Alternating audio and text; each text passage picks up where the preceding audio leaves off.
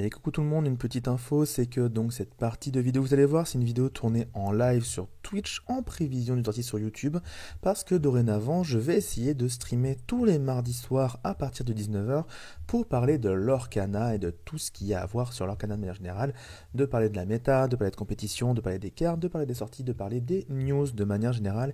Donc n'hésitez pas les mardis soirs à venir faire un petit tour sur la chaîne, ça pourrait être très très sympa à regarder et donc surtout de pouvoir papoter ensemble. Sur ce, je vous laisse avec le Ketel du passé et le chat du passé pour parler un petit peu de la méta du 7.5 en prévision de Birmingham. Bon visionnage.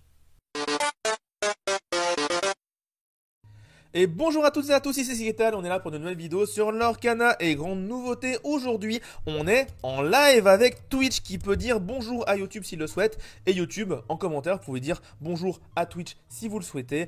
On est là pour parler de la méta de l'Orcana et pour le faire maintenant on va se mettre sur un petit truc sympathique qui s'appelle inkdex.com.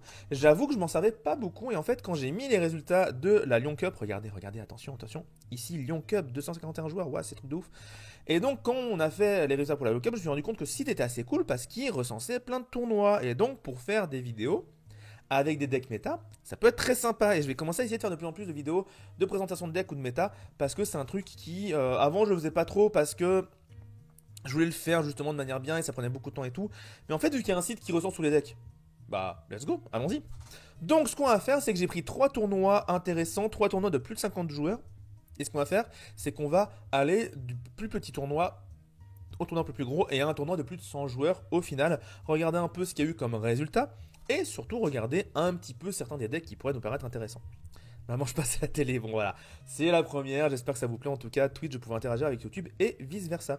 D'ailleurs, il faut que je teste les live Twitch, un de ces quatre. Les live YouTube Twitch en même temps. Il faut que j'essaye un de ces quatre, ça peut être sympa. Donc, premier tournoi qu'on va regarder, c'est Let the Storage On. C'était je sais plus où, parce que je l'ai vu en Italie. Donc, tournoi de 56 joueurs en Italie qui s'est déroulé là-bas. Et donc, on a un top 8 dans ce tournoi. Et donc, qu'est-ce qu'on voit? Eh ben, mine de rien, les deux premiers, c'est des violets verts.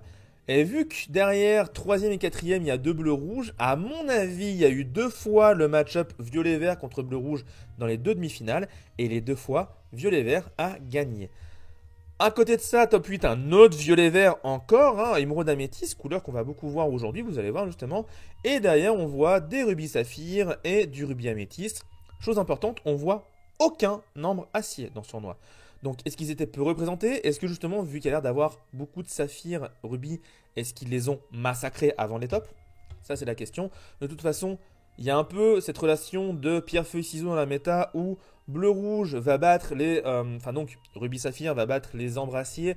Embrassier va battre à peu près tout ce qui est lié au rush de près ou de loin. Et le rush va battre rubis-saphir parce que ça va beaucoup trop vite pour le bleu-rouge qui se met trop de temps à se mettre en place. En moyenne, bien sûr. Et donc, c'est un peu une méta en pierre-feuille-ciseaux. Faut tomber sur le bon match-up selon le deck que t'as. Et ça, après, bah, c'est toujours le truc compliqué. Si jamais t'es bleu-rouge et que tu tapes que des jaunes-gris qui sont pas trop vénères, t'es super content. Si jamais t'es bleu-rouge et que tu tapes que du rush, bah tu descends et t'es dégoûté. Mais non, ce qui est assez intéressant quand même, c'est ces decks améthyste émeraude. Je rappelle qu'à la Lyon Cup, ils avaient fait une perf pas déconnante parce qu'ils étaient vraiment très peu nombreux. Il y en a quand même un qui est passé en top alors qu'ils étaient très peu nombreux à la base. Ça a fait une augmentation de près de 100%, je crois. Donc c'était vraiment the couleur qu'il fallait regarder en dehors de bleu-rouge qui avait explosé les stats très très clairement. Mais donc, ouais, clairement, améthyste émeraude, qui est un deck à ne pas sous-estimer dans cette méta et il faut s'en prévenir. Très clairement. On va regarder le deck du vainqueur. Ou de la vainqueuse, je m'en excuse d'avance. Daniel Coco, j'en ai aucune idée, peut-être vainqueuse du coup. Alors, j'ai bien noté les gens dans les commentaires qui m'ont dit c'est quand même mieux d'avoir la liste de cartes, donc je vais mettre la liste de cartes. Et dans le site, ce qui est bien, c'est que je peux à peu près la mettre et avoir toutes les cartes comme ça on peut voir toutes les cartes. Alors, je peux pas zoomer dessus, mais au moins on voit toutes les cartes, ce qui est assez sympatoche. Donc, le deck, qu'est-ce qu'il y a de beau? Bon, Déclarabelle, c'est classique. J'adore cette carte en violet vert parce qu'on peut la remonter en main pour la rejouer derrière avec les mimes. Et ça, c'est quand même vachement cool. Ah, les cartes sont par ordre de coup, qu'importe le type de carte. Intéressant. Des Pégases, on n'a pas le gros Pégase, mais en gros, Pégase, c'est un coup 1, c'est un cost sympa parce que c'est embêtant à gérer si t'as pas de dégâts directs. Benzaï, qui est rentré dans tous les decks. Je l'avais prédit en vert que Benzaï, ça allait être très très joué parce que c'était un mouche en à peine moins bien et que vu comme mouche, c'était trop bien. Bah Benzaï, ça va être joué aussi, c'est sûr. Madame Mime, évidemment. Des Mergotel, pas la bonne, pas c'est la 6. Petite vanne, bien sûr. Mais d'ailleurs, j'ai pas ma deckbox. Ah, c'est dommage, j'aurais pu vous montrer ma deckbox Mergotel. Mais bref. La Mergotel, pas l'alter, juste celle à 2. Comme ça, au pire, ça vous fait un petit personnage à 2 pour gérer les deck rush.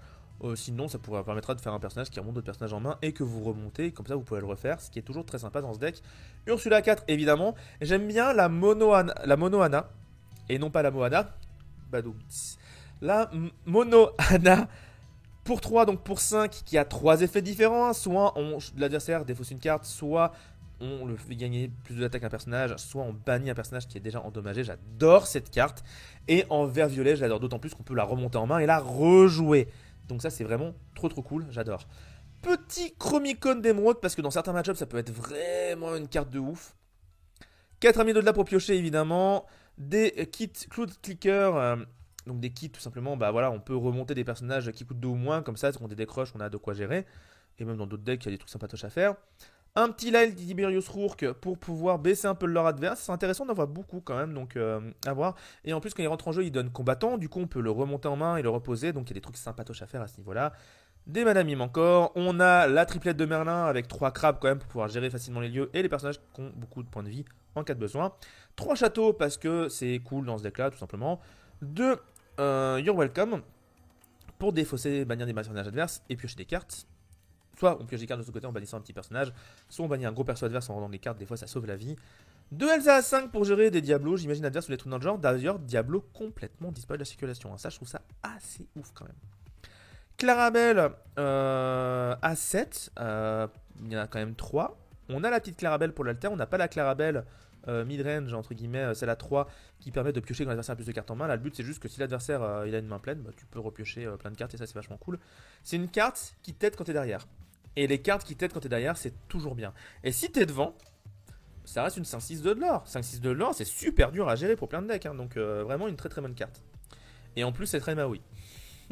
S'il n'y a pas de bloc de glace. Et enfin, surtout la Ursula à 3 qui fait plein de trucs un peu cool. Elle permet d'empêcher les chanteurs. Elle permet d'incliner les personnages adverses quand tu l'utilises toi-même pour partir à l'aventure. 4-7-3 de l'or, c'est ultra embêtant à gérer pour l'adversaire. Maui ne le trade pas. Donc non, j'aime beaucoup ce genre de deck.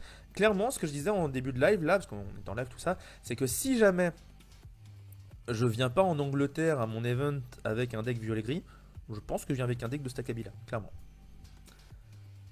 Donc le deuxième deck qu'on a vu en vert violet par Ricardo Di Giacomo, est-ce que c'est un truc similaire? Je vais regarder vite fait, mais alors qu'est-ce qui change? Il y a des adeptes, il y a des persifleurs, ça me fume. Il y a des persifleurs. Les gens ils jouent une 3-1, 1 de l'or, insaisissable. Alors je comprends l'idée, c'est insaisissable, c'est super embêtant à gérer pour l'adversaire, mais ça me surprend quand même vraiment beaucoup. 4 Light Tiberius Rourke, parce que bah voilà, donner combattant à l'adversaire, c'était vachement cool avec ce bon vieux personnage. Et en vrai, en non-ancrable, on est pas trop mal. Hein. Et attendez, on est à très peu de non-ancrable. Le deck, il est super stable. Attendez, il y en a juste 10. 10 non-ancrables dans un violet vert. C'est ouf. Le précédent, il y en avait combien? J'ai pas fait gaffe à ça. 10 non-ancrables avant. Là, il y a les Benzaï, ça a monté plus haut. Il y en a déjà 4 avec les Benzaï, 5 avec Anna, 6 avec le Chromicone. On monte à 9 avec Rourke. Et on monte à 13 avec Merlin. Et le nombre de non-ancrables, il est quand même vachement bas. Hein, c'est vachement cool. Ouais, 13, franchement, ça va. Mais là, 10 non-ancrables seulement. Et tu peux faire des mulligans d'enfoirés. En plus, il y a combien? Il y a 10 tours 1. T'es sûr d'avoir un tour 1? 10 tours 1 avec un mulligan à 7 que tu peux faire tranquillement parce que tu sais que ton deck il est full ancrable quasiment. Qui est vraiment bien. Tu peux vraiment aller chercher les cartes que tu veux selon le match-up. Non, il est vraiment bien ce deck. J'aime beaucoup. Je pense que je préfère cette mouture là que l'autre. Parce qu'il y a 2 Anna. Ça, j'aime bien. Ça ne répond à aucune menace. Elle sert à rien ici. Quoi donc? La Anna? Non? Je sais pas. Mais là, qu'est-ce qu'il a cut pour avoir autant de trucs? Qu'est-ce qu'il a cut? Il a cut 2... Alors, pour arriver à cette version, il a cut 2 Mergotel, mais ça me dérange pas. Les Banzai, ça me dérange pas non plus en ayant autant de tour 1. Après, ouais, il est un peu plus faible face au rush potentiellement. Mais il y a plein de tours 1, donc en vrai, non, t'es tranquille encore en vrai. Le Chromicome d'émeraude, ça me gêne pas de l'enlever. Il y a un seul kit. Qu'est-ce qu'on a enlevé? Clarabelle, Elsa, il y a un truc entre, non? Bah non. Ah, les châteaux, il n'y a pas les châteaux. Ah, il n'y a pas les châteaux. Je reste toujours sceptique sur la Ursula à 7. Bon, en vrai, En vert violet, c'est vraiment l'endroit où tu peux le jouer le plus facilement parce que t'as lire celui-là avant, quoi. Le évasif à 3. Il n'y a pas d'évasif à 3. Mais Sir Is, il y en a plein. Non, mais on a que les châteaux surtout. On a que les châteaux, mais je pense que château c'est une bonne carte à garder. Donc, il y a combien de cartes dans le deck là? 60 cartes pile. Je pense que je joue en 62 et je mets 2 châteaux comme un immense sac. Je pense que j'enlève un kit. Ouais, je pense que j'enlève un kit et je mets des châteaux. Et je joue en 61. Un truc comme ça. À voir. Mais j'aime bien cette mouture. Peut-être j'enlèverai les Sir Ace pour mettre autre chose. J'enlève Benzaï justement aussi. À voir. Mais ouais, il y a des trucs à faire. Intéressant en tout cas comme version. L'avantage de Sir Is aussi, c'est que c'est un tour 2 qui a 3 d'attaque. Donc c'est très dur à être géré pour la gérer avec une Sissou justement. Faut attendre long. En bleu-rouge, Sir Is pour le gérer, tu attends longtemps. Hein. T'attends vraiment longtemps. Donc très intéressant. Par contre, une mouture comme ça, peut-être contre Amber Steel, c'est plus compliqué. Et derrière, donc, bah, des bleus-rouges. On va en revoir après, je crois. Oui, on va en voir plein. Donc, on peut regarder juste un bleu-rouge vite fait, mais on va pas trop la regarder. Après, le reste des decks, c'est plutôt classique. Qu'est-ce qu'on a de beau? Ice Block, Pop Cycle, One Jump Ahead, Typo, Vision du Futur, Brawl, Fishbone Quill, Sissou. Ah oui, il est pas gérable par Brawl, Sir Is aussi. Ça aussi, c'est intéressant. Grand Mertala, Flaversham, Ofarelgo, Maui, Cusco, Madame Medusa. Ouais, c'est classique. Pas grand chose à dire sur ce deck, c'est vraiment la mouture classique pour moi celle-là. Il y a 2 Cusco. Voilà, la gestion d'objets, c'est les Cusco, c'est pas les cachez-vous. À part ça, c'est vraiment la version classique. Pas grand chose à dire dessus, on en a déjà parlé dans les vidéos précédentes. Donc, bleu-rouge classique. Et le deuxième, allez, rapidement pour voir. Est-ce qu'on a la même vibe? C'est le même deck. Non, il y a des petits trucs qui changent. Ouais, voilà. Ici, on n'a pas les Cusco, on a les cachez-vous. On a une grande pierre de dragon parce que pourquoi pas. Et sinon, c'est le même deck. Ils sont très semblables les bleus rouges. Hein. Il y a vraiment très peu de différence. Et un violet rouge qu'on peut regarder parce qu'on ne voit pas souvent, mais à mon avis, ça va être aussi. Ah, j'allais dire classique, non. Parce qu'on a une proclamation impériale, une déclaration impériale. Ça, c'est un truc qu'on voit pas souvent en vrai. Et donc, c'est plutôt intéressant.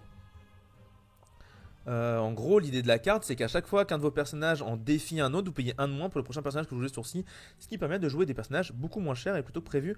On a aussi 2 Lady Tremen, ça j'aime beaucoup ce choix de jouer des Tremen dans la méta actuelle, parce que les gens la sous-estiment de ouf. Une librairie 4 châteaux, Merlin, Madame Mime, ok. Des Rafiki, des Chernabox Followers, ça fait quand même pas beaucoup de T1, mais suffisamment j'imagine pour la Madame Mime. Par contre, il faut vraiment compter sur les lieux pour gagner là, parce que là, le lore, c'est pas, il y a pas beaucoup de personnages qui font beaucoup de lore. Donc voilà pour l'événement italien de 56 joueurs. Ensuite, l'événement qui était en Belgique, un K6 Pré-Challenge Event, et donc 69 joueurs, beau chiffre, avec des résultats complètement différents. Et là, ce qui est très marrant, c'est qu'on a toujours beaucoup de Saphir Ruby, hein, clairement Saphir Ruby ça marche toujours. Mais on a pas mal d'embrassiers. On en a 2 dans les premiers decks. On va regarder un peu ce qu'ils font. Embrassier Lanterne pour le premier, avec donc Cendrillon Robin des Bois en tour 1. Lanterne, Monsieur Mouche, j'allais dire Cochonnet Porcinet. On n'a pas de Lorenz, choix intéressant. On a les réponses, bien sûr, mais on n'a pas de Lorenz. Ça, c'est vraiment ballsy comme choix. On a 3 Navines, on a les chansons classiques, on a des Robin des Bois, des Cendrillon. Cendrillon, ça me fait plaisir de la voir parce que je pense que c'est une carte sous-côté. Qui est très forte. J'aime pas la jouer, mais vraiment, c'est une carte que je trouve très forte. Aussi parce que quand on la joue contre moi, en général, quand tu joues Violet Gris, t'es vraiment désespéré face à elle. Le reste, c'est plus de classique. Et 2 fois quand même. Je les écrase, non, c'est comment? Ah, zut, j'ai oublié le nom. Je les écrase tous, un truc comme ça.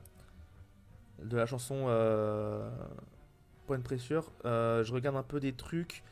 Le Pat, ouais, classique après le reste. Hein. Donc pas de Laurent, c'est quand même un choix assez intéressant parce que ça fait une carte en moins qui est assez impactante dans ce deck et qui est très utile pour pouvoir jouer ses réponses. Donc c'est un choix un peu ballsy. Cendrillon A7, c'est une des seules cartes capables de taper un Big Ben redressé dans les bleus-gris. C'est vrai. Pour moi, c'est surtout une carte qui est capable de vraiment faire ses 3 de l'or et d'être tranquille sur 1 milliard de match-up. À moins de prendre un ban direct, et vu que les bans directs dans la méta en ce moment, c'est plus des bans liés à la force, et vu qu'elle a 5 de force, il faut au moins 2 blocs de glace, et t'as de quoi les gérer. Donc non, vraiment... Ce qui est intéressant aussi, c'est justement la lanterne qui permet de la jouer très très tôt cette Cendrillon sur la Cendrillon 1. Clairement, il faut gérer les Cendrillons pardon, à 1 pour essayer de vite gérer ça. Les lanternes, c'est marrant parce que c'est du ramp, mais que sur les personnages. Et si jamais ça se fait pas gérer. Je veux dire, tu joues One Jump Ahead, t'as un de l'or. C'est aussi comme si tu réduisais tes personnages de 1 à chaque tour. Hein. Sauf que ça redit d'autres choses de 1, entre guillemets. Mais que sur les personnages et donc gérable, donc c'est du ramp dans un certain sens, mais moins bon. Mais suffisamment bon pour jouer dans ce deck. Donc pas grand chose d'autre de spécial. Dans le deuxième style son qu'on voit, ici on a quoi? On a les Daisy, c'est vrai qu'on n'a pas les Daisy dans le précédent. Et on a les reines aussi.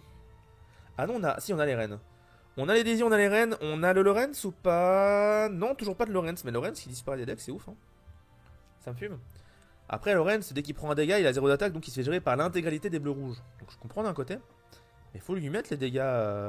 Après, il y a un typo en jeu, il attaque Lorenz, c'est dégoûté. Ouais, je comprends d'un côté. Daisy, Queen, Smee, Piglet. Ok. Tuons la bête 2 fois pour jouer les deck rush. Ça, j'aime bien quand même de garder les tuons la bête. C'est un très écrit ce message sur Lorenz. Ouais, complètement. Bleu-rouge, Lorenz, ça peut être compliqué, j'avoue. Après, attention, il a pas 0 d'attaque de base, hein. Il a 4 d'attaque de base. Genre, s'il a pas pris de dégâts, s'il sous la gère pas. Hein. Mais bon. S'il y a un typo qui tape dessus, d'ailleurs, il se fait gérer par n'importe quoi. Donc ouais, ça peut être compliqué. Mais bon, typo, t'as de quoi le gérer aussi. T'as un milliard de dégâts directs, donc au bout d'un moment, tu le gères ton typo avant, quoi. Ou t'as Grand Matala, ou j'en sais rien. Si Grand Matala va taper Lorenz, ça veut quand même dire que Lorenz, il aura géré une carte et fait du lore, donc c'est pas mauvais. Mais j'aime bien la version reine, parce que la version reine, ça fait une option supplémentaire pour chanter. Tu comptes pas que sur tes navines pour chanter, donc j'aime bien. Mais il n'y a pas de Robin, ceci dit. Ouais, c'est vraiment reine ou Robin. Hein. Reine ou Robin, qu'est-ce que je préfère? Bah, la reine, elle a 4 d'attaque en vrai. En fait, ça dépend. Si tu joues contre gris, tu préfères Robin, parce que 6 d'attaque, c'est trop dur à gérer pour du gris. Mais si tu joues pas gris, bah, la reine, c'est vachement mieux contre bleu rouge. Hein. Je pense que c'est un jaune-gris qui essaie d'avoir un meilleur match-up contre bleu rouge. Je pense. Avec les reines, avec tout ça. Intéressant. On a déjà vu du vert-violet, donc on va pas le faire. Ce qu'on n'a pas encore vu, par contre, c'est du violet-gris. Qu'est-ce qu'on fait en violet-gris de beau dans cette méta? Eh bien, on joue des Madame Mime, des Merlin, et on essaie de faire des trucs sympathiques avec des Pat et des Tinkerbell. On a Isma, évidemment, parce qu'Isma, dans ce mode de truc là, c'est trop cool. Ou Alvergo, on va le voir après aussi. Château de la Reine pour essayer de faire du lore. Les cartes de dégâts directs, on a au moins des Zeus, voilà. Je pense qu'en violet-gris, en effet, on joue pas les petits dégâts directs, on joue des Zeus. Hein. On joue 4 Zeus et basta. Je l'avais dit à je sais plus qui avait rigolé, mais non, clairement, tu joues 4 Zeus et marre. Tu joues les Mickey, les Olaf, pourquoi? Parce que tu vas améliorer ton match-up contre Ambre, Acier, et donc avoir des personnages qui résistent au perdu dans l'univers, qui sera chanté inévitablement par Cendrillon T2. Madame Mime Mouche, les Benjac, tu remontes en main à l'infini. Les Lorenz, alors les Lorenz, en vrai, à la fois c'est cool parce que c'est un bon perso que tu peux remonter, reposer. À la fois, si tu joues pas belle, c'est quand même moins intéressant. Donc à voir. On a les 2 petites clochettes pour pouvoir avoir la clochette à 4 qui arrive plus, la grosse clochette qui arrive plus vite. Aucun rêve bleu, ce que je comprends complètement parce que pour moi, violet gris, quand tu joues pas Jafar, il faut pas jouer rêve bleu. Par contre, autre choix très intéressant, pas de tuon la bête. Je pense que le deck estime qu'il va gérer les personnages au compte-goutte au fur et à mesure et que c'est pas la peine. Ce que je comprends aussi. J'aime bien cette version, c'est un truc assez semblable à ce que je jouerais, je pense. Surtout parce qu'il y a des Isma. Et que j'adore Isma en violet gris. Parce que ça gère tout. Et qu'en violet gris, quand tu vois un Tamatoa, tu sais pas comment le gérer. Donc si c'est pour faire plus de bleu au bleu rouge d'en face, ça va, tu peux te permettre. D'enlever le Tamatoa. Et donc la condition de victoire. De Benja, j'en mettrais peut-être un 3ème dans la méta actuelle. Pas de Elsa à 5, c'est vrai. C'est vrai que pas de Elsa à 5. Mais bon, les places sont chères. Et Zeus, ça fait bien le taf. Hein. Zeus, ça fait grave le taf, en vrai, dans ce format. Mais donc, à voir. Et j'ai mon portable en vibreur. Depuis quand j'ai mon portable en vibreur? Chelou. Mais ouais, ok, version intéressante que j'aimerais bien jouer aussi, ça pourrait être très sympa. Et Émeraude Acier, le deck Défausse, je crois. Et donc dans un deck Défausse, évidemment tu mets les Diablos, comme ça si l'adversaire veut sortir de la Défausse, il fait quoi? Il pioche, du coup tu pioches aussi. Donc ça c'est vraiment normal. Qu'est-ce qu'on a de beau? Des Robin des Bois dès le début pour pouvoir gérer un peu les personnages au début. Des Hidden Coves, j'imagine, pour protéger les Diablos des potentiels bursts qui vont se prendre directement dans la tronche. Robin des Bois, Monsieur Mouche, de la défausse donc avec les Cruelles Diablesses, avec Ursula, avec Anna qui fait de la défausse dans ce mode dans ce format ou qui peut gérer d'autres choses. On a un petit Benja pour gérer les potentiels bleu-rouge. L'aide de temps Jeune, Prince Jean pour pouvoir piocher encore plus. On a des frères Tuck assez intéressants. Mais bon, toujours risqué, hein, parce que si jamais t'es le mec qui a le plus de cartes en main, bah, c'est toi qui défausse. De la gestion d'objets en plus avec je les écrase tous. 2 bêtes légendaires, 2 Kriki pour faire 3 de l'or et pouvoir avoir boost d'attaque pour gérer des gros trucs, des lieux et tout au cas où. Oui, donc Tokabo de Bruno évidemment parce que c'est vachement fort. Là-dedans, tu mets un miroir du prince Jean et le mec est perdu. T'es sûr le gars a plus de cartes. Oui, mais non, parce que en fait, en bleu-rouge, bah en fait, oui et non.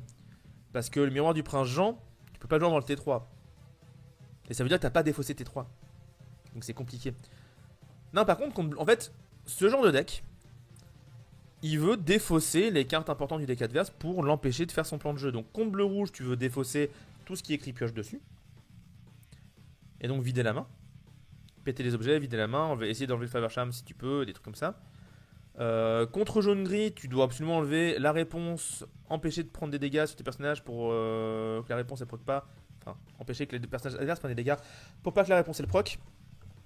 Et tu dois aussi essayer de t'en sortir avec il casse en deux comme je veux, la gestion d'objets. Merci beaucoup, il casse en deux comme je veux. Ouais, c'est ça. Mais du coup, en fait, ouais, dans ce genre de match-up là, contre donc Embrassier, tu dois essayer de défausser la chanson, donc le rêve bleu ou les réponses. Embrassier, s'il n'y a pas de rêve bleu ou de réponse, ça n'a pas de pioche, ça a 0 pioche à côté. Et on va me dire, oui, mais perdu dans l'hiver, c'est de la pioche. Alors oui, ça pioche, mais c'est une carte qui se remplace, c'est pas vraiment de la pioche. Si un jour tu me dis qu'improviser c'est de la pioche, je dirais non. C'est pas de la pioche. Ou plutôt, c'est pas du card advantage. On a déjà eu ce débat avec d'autres gens. Mais le card advantage, c'est différent de la pioche. Et en fait, dans les decks, ce qui est important, c'est d'avoir du card advantage, c'est pas juste de la pioche. Sinon, je pourrais te dire que Simba à 1 en acier, c'est de la pioche. Tu pioches une carte. T'en as faussé, mais t'en as pioché une. Mais le card advantage, le but, c'est que ta carte en gère plus d'une. Soit ta carte permet d'avoir plus de cartes en main. Plus.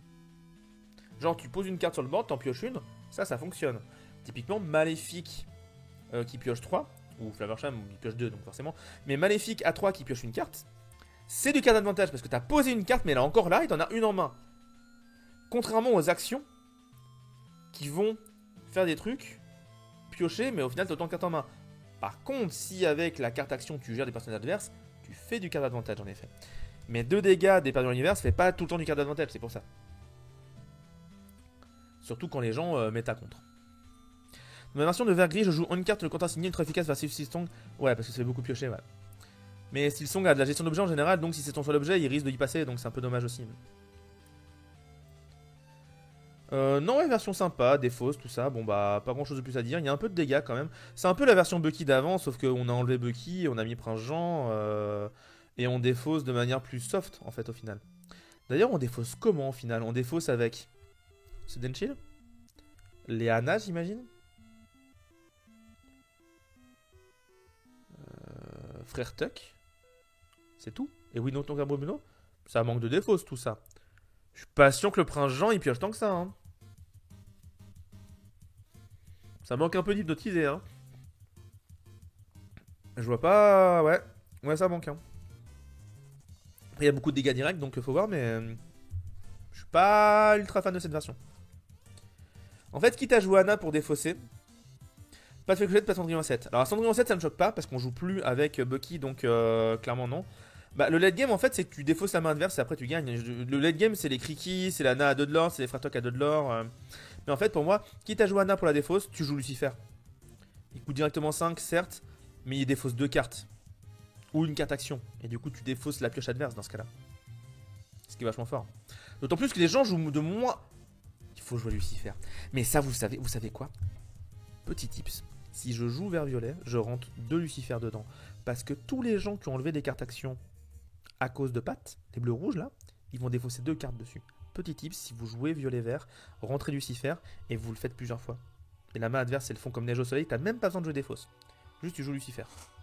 Ça c'est mon petit tips de deck violet vert si vous voulez faire des trucs bien.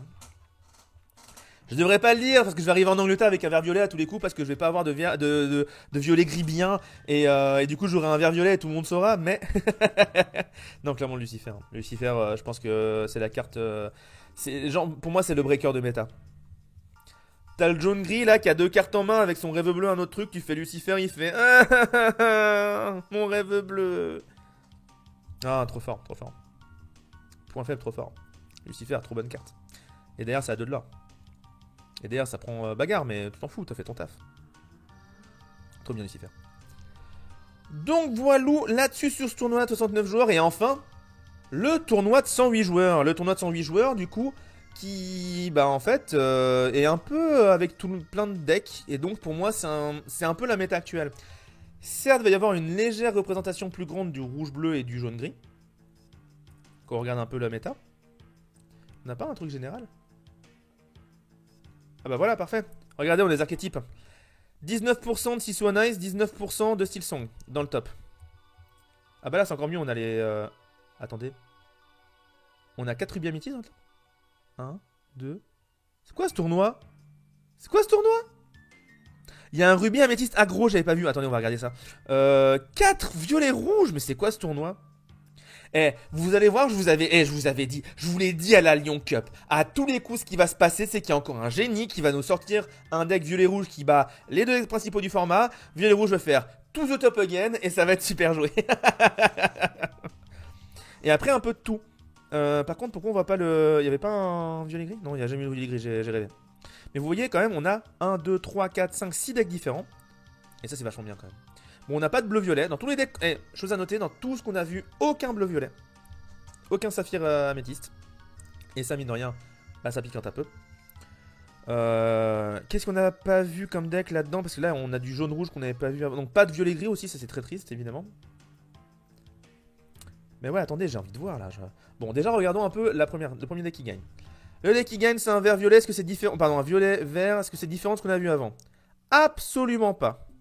C'est le même deck. Sauf qu'ici, on a enlevé 2 Sir Is pour mettre 2 Gothel. Ce que je peux comprendre. Un peu de remontage en main, pourquoi pas. Mais sinon, c'est le même deck. Hein. C'est le deuxième deck vert-violet qu'on a vu. Juste, on a enlevé 2 Sir Is, on a mis 2 Gothel. Hein. Ah, il y a des bonsaïs aussi. Il n'avait pas de bonsaïs le deuxième. Mais ouais, c'est un mix des deux. Donc, pas grand chose de plus à dire là-dessus. On a un jaune-vert. Sing Together.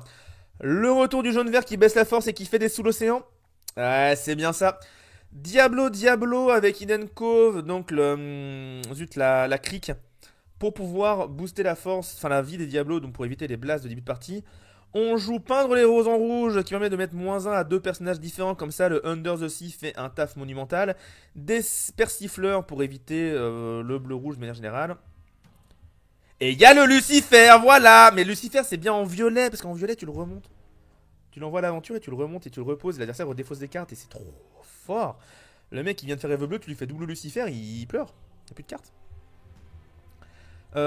Et il y a un peu de défausse. Il y a un peu, même pas qu'un peu en fait. Attendez, il y a un Prince Jean, il y a Ursula, il y a Cruel Diablesse et il y a Tu m'as oublié. 20 balles. Oh, merci beaucoup pour l'abonnement. Merci beaucoup Tlini pour... C'est très, très gentil, merci. Et 20 balles la madame, mais évidemment vous l'avez entendu. Parce que je suis pas sûr que sur le Hancop on l'a entendu là. Mais là au moins vous l'aurez bien. Les muses aussi, parce qu'on a plein de chansons. C'est un mix de plusieurs mécaniques, c'est très intéressant. Tu m'as oublié, ouais, en défausse. Bon, on a aussi Oui, le Cabot de Bruno x4. Je suis à 2 doigts de switch mon verrier en vert jaune parce que je vois Mixit. Mais ouais, en vrai, c'est super intéressant. Et sous l'océan, pour baisser la force adverse, on a juste peindre les roses en rouge et Kida. Mais je pense que ça suffit en vrai. Je pense que ça suffit de ouf. Mais encore un Prime Hawk Hurricane. Mais merci beaucoup, vous êtes trop gentil. Et on a 2 abonnements de l'objectif des 20 abonnements. Hein. Ce serait vraiment trop cool. Je suis en VOD en plus, c'est terrible. Il y a le train de la hype et tout. Merci beaucoup encore, c'est trop gentil.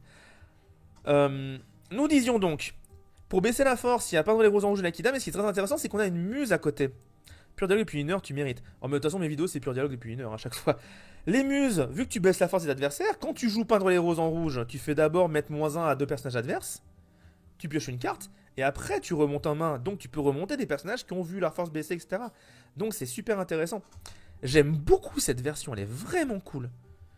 Donc en chanson, en plus, t'as Cruel Diablesse pour remonter avec les muses. T'as Il en faut peu pour être heureux. Tu as donc You're Welcome, tu as Under the Sea, tu as We Don't Talk About Moon. Il y a vraiment de quoi faire niveau chanson derrière. Il y a le petit Diablo pour que si l'adversaire veut essayer de remonter des cartes en main en piochant, bah toi t'en pioches 2 fois plus. Il y a l'Ariel pour choper les chansons. Ah non mais vraiment j'aime beaucoup cette version, elle est trop bien. Eh, ça me donne peut-être des idées de trucs à venir avec en Angleterre. Hein.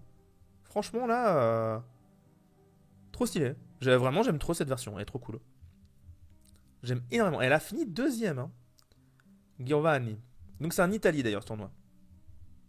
Trop stylé. L'Embrassier qui a fait top 4, qu'est-ce qu'il a de beau?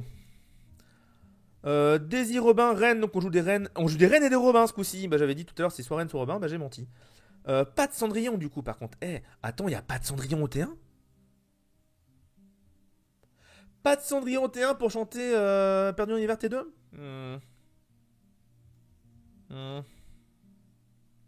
Dubitatif, hein. Dubitatif un peu. On a des pattes, on a les réponses, on a 2 clochettes seulement. Après, je comprends les 2 clochettes parce que, oui, contre rush c'est fort, mais en dehors des deck-rush, bah c'est pas si fort. Même contre les rouges, clochette c'est pas si fort. C'est fort juste contre les deck-rush. Donc je comprends qu'on mette moins de clochettes. 84 reines pour être sûr. Le deck, en fait, il a moins. Il a pas les cendrillons. Par contre, il a vraiment beaucoup plus de moyens de pouvoir avoir un alter à 5 tour 3 avec les alter 3. Et ça, c'est pas trop mauvais du coup. 2 Navines qui sont évidemment voués à disparaître. Hein. Et le reste classique, 4 rêves bleus parce qu'il faut absolument piocher. De toute façon, le problème d'Embrassier, c'est que c'est un deck pour piocher, il a réponse et ce rêve bleu. Contre bleu rouge, tu veux surtout pas faire ce rêve bleu parce que tu veux surtout pas redonner une main de cette carte à bleu rouge, sinon il déboîte. Et réponse, faut avoir des dégâts sur tes personnages. Sauf qu'en face, il joue rien au début, donc tu peux pas piocher avec facilement. T'es obligé de mettre des dégâts sur toi-même pour ensuite piocher, donc c'est quand même moins efficace. Intéressant tout ça. Qu'est-ce qu'on a d'autre comme gros deck dans ce tournoi? Donc on a le violet-rouge Bounce Control. J'ai trop hâte de voir le violet-rouge aggro. Très peu de cartes différentes dans ce deck, dis donc. Les adeptes, les balais.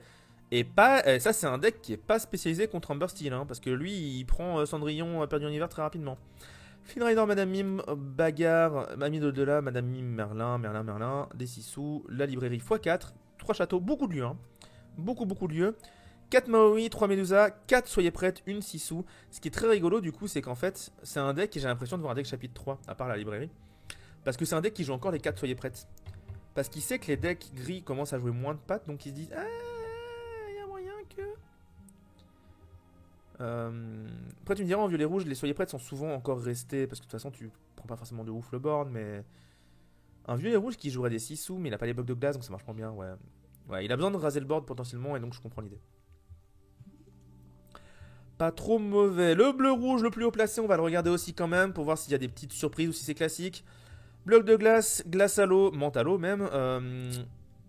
Ah zut, je vole. Typo, Vision du futur, Bagarre, Plume en forme d'arête, Sissou, Grand-mère Tala, Flaversham, Maui, Cusco, et donc pas cachez-vous.